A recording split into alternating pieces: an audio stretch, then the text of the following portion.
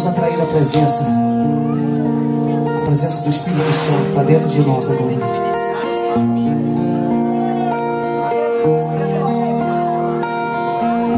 Vamos exaltar quem é digno de ser exaltado.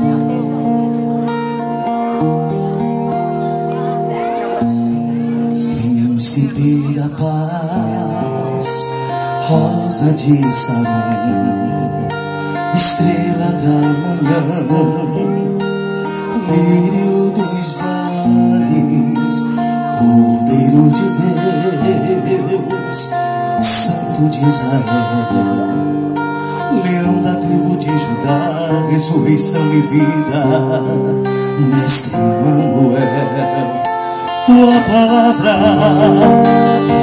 meu caminho, pão da vida, meu princípio e meu fim, Rei da glória, água viva, Jesus, o seu nome a poder sem fim. Glória, aleluia, exaltado seja Deus da terra. Desde o dia que te conheci, Senhor, minha vida virou festa.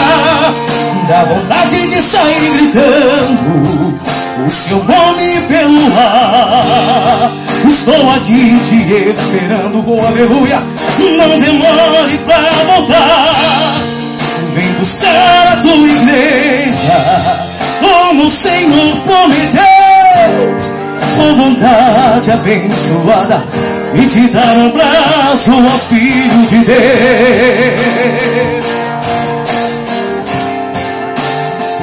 Oh, oh, oh.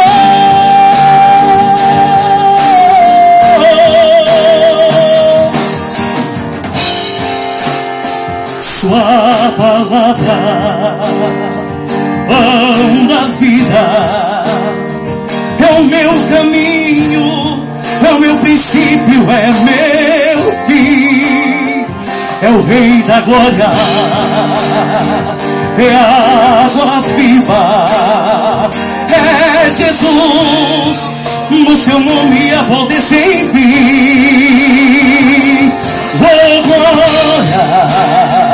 aleluia, exaltado seja Deus da terra.